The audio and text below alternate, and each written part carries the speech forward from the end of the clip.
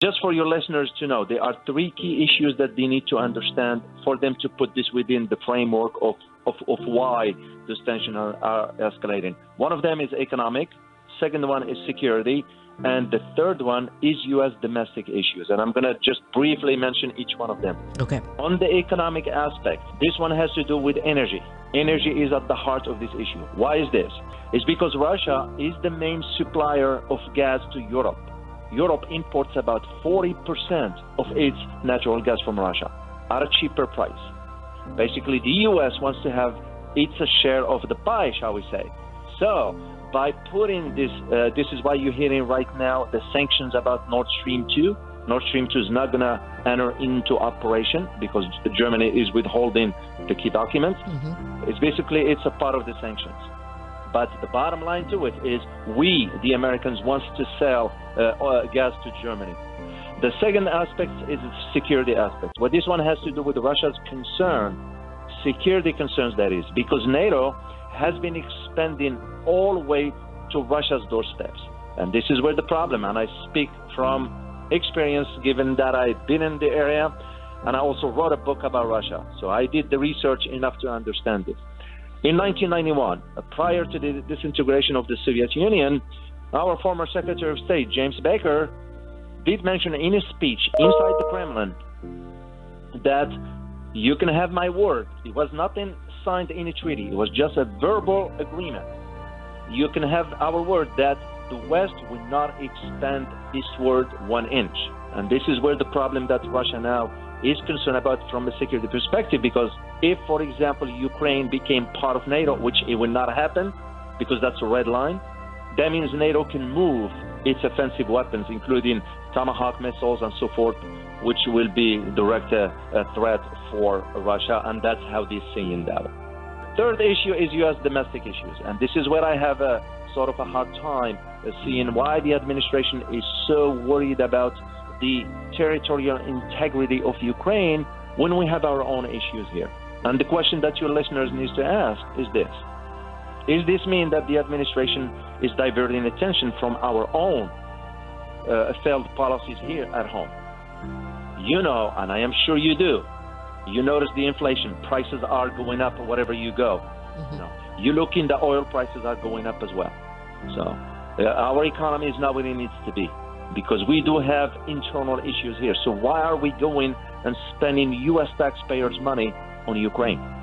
And this is something your listeners needs to truly understand to put this in perspective. To the last point, could it be because Putin has been blaming the U.S. for all of this from the beginning? Not necessarily, Kim. The reason being because what Putin did, and I'm being objective here, what Putin did is he provided a security principles that his sort of a request per se.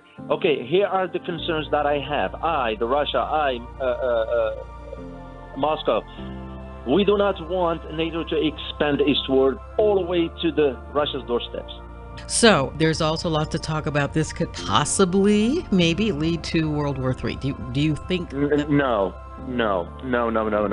Despite what you hear, the hypes and all that, that's nothing but, because here's one thing. In war, as a former military myself, what we call psyops, that's the fear-mongering aspects of it, and plays into a World War III.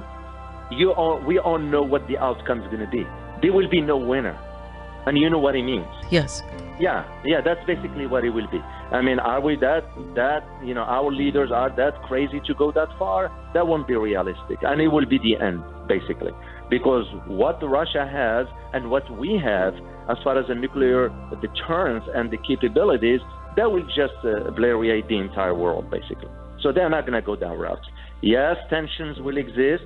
Tensions will persist. This could drag for a while. But as far as a nuclear war, no, I don't see World War III happening.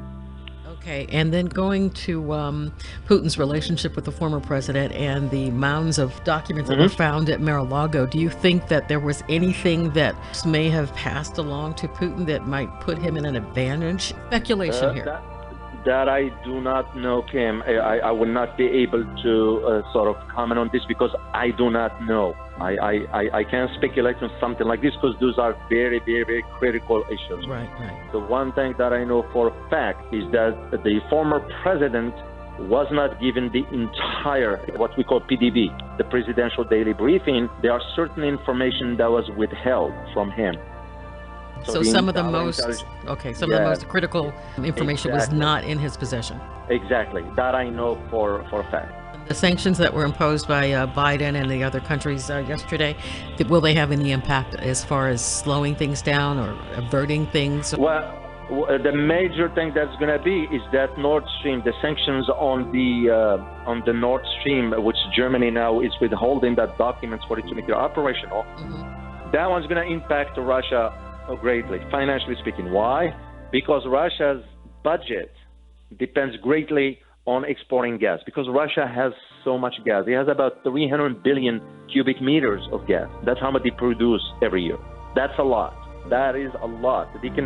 But Russia is going to diversify from that. Why? Because they just signed a contract with China to provide natural gas to China.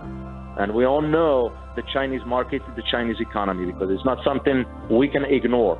You can't ignore the size of the Chinese economy and what it means on a global level. Right. So Russia could be maintaining some of that. Where the challenge is going to also be for Russia is the financial. If the United States decides to kick them out of the SWIFT system, that will be a major problem for them because they won't be able to do any transactions using the dollar. I said one last question, but one more. Sure, as far as the cyber attacks, will he retaliate with cyber attacks against the U.S.? That's a great question, and yeah, I don't know where to start with that because there are some units specifically in the military, within the Russian military structure. That's all their main job is the cybersecurity aspect of it. So we will expect that to happen here in the U.S. So we need to really, really keep our eyes open. So you're talking about power grids, you're talking about the water treatment facilities, you're talking about the financial system, because this is what the first thing Russia will do to Ukraine is shut down their economy just by cybersecurity.